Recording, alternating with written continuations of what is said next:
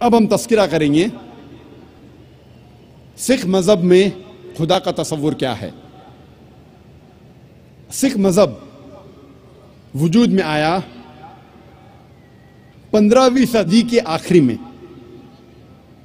और इसके बानी थे गुरु नानक साहिब। और ये शुरू हुआ एक ऐसे इलाके में जो 5 नदियों का इलाका था और कहा जाता था पंजाब, जो मौजूद है पाकिस्तान और नॉर्थ वेस्ट इंडिया में। और गुरु नानक साहब जो इसके बानी हैं वो पैदा हुए थे हिंदू धर्म में और उनका कास्ट था क्षत्रिय कास्ट, जिसे कहते हैं वॉरियर कास्ट। और गुरु नानक काफी मुतासिर थे मुसलमानों से। ये सिख मजहब तादाद में दुनिया में 6 नंबर पे आता है और कई विद्वान कहते हैं कि ये सिखिज्म, सिख मजहब एक हिंदू मजहब की शाख है।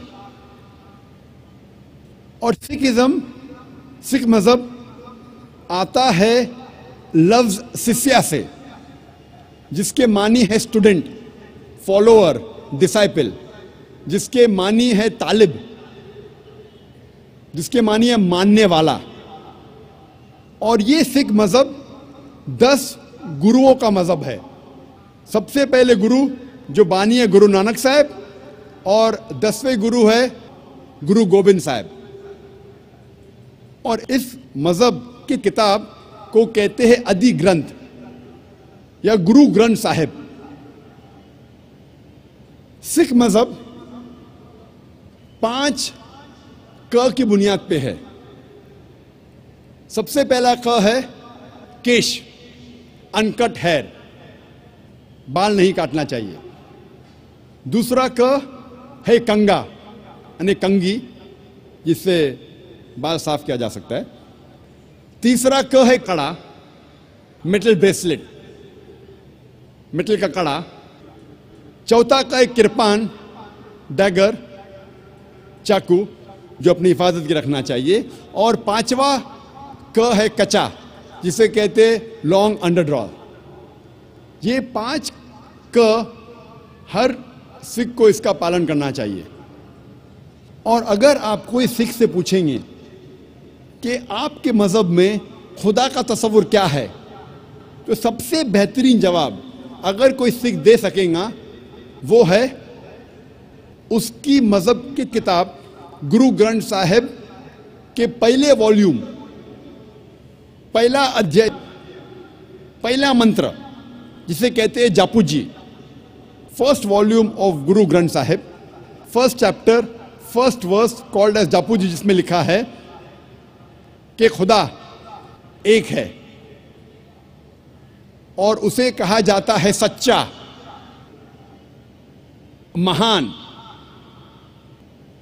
जो कभी भी नहीं घबराता और उसे कोई चाहत नहीं। वो लाफानी है, वो पैदा नहीं हुआ है, ना किसी को जन्म देता है। वो दयालु है। सिख मजहब में बुत परस्ती हराम है। सिख एक ही खुदा को मानते हैं, एक ही ईश्वर को मानते हैं, जिसे अनमैनिफेस्ट फॉर्म में कहा जाता है एक ओमकारा और मैनिफेस्ट फॉर्म में कहा जाता है ओमकारा। और जब आप गुरु ग्रंथ साहिब पढ़ते हैं, ओमकारा के कई सिफात है। इस ईश्वर को कहा जाता है अकल, माने इटर्नल, मानी लाफानी। उसे कहा जाता है करतार, मतलब क्रिएटर, मतलब खालिक। उसे कहा जाता है सत्यनामा, जिसके मानी होली नेम, जिसके मानी पाक नाम। उसे कहा जाता है परवरदिगार, मतलब चेरिशर, मतलब पालने वाला। उसे कहा जाता है साहिब, मतलब लॉर्ड, मतलब रब। उसे कहा जाता है रहीम, मतलब मर्सीफुल, मतलब रहमत वाला। उसे कहा जाता है करीम, मतलब बेनिफिशेंट, मतलब करम वाला।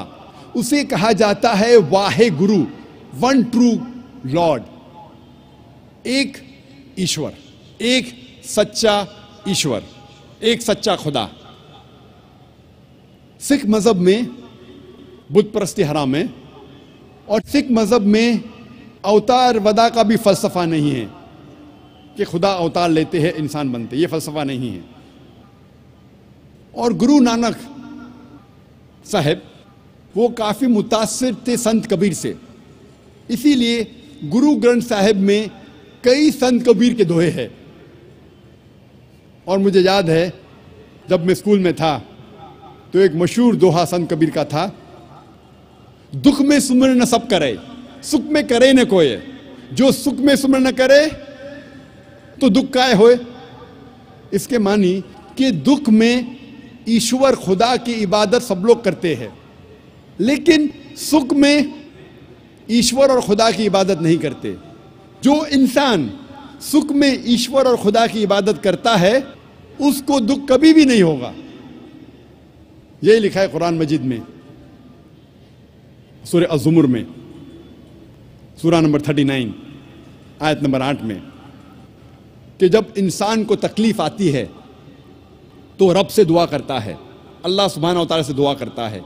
लेकिन जब अल्लाह सुब्हानहू व तआला उसकी तकलीफ को दूर करता है तो इंसान रब को भूल जाता है और रब के साथ दूसरे को शरीक करता है।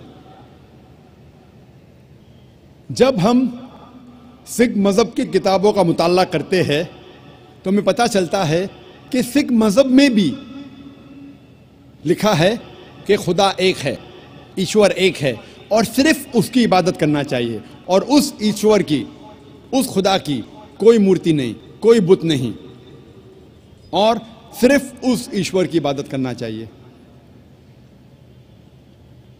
अब हम तस्करा करेंगे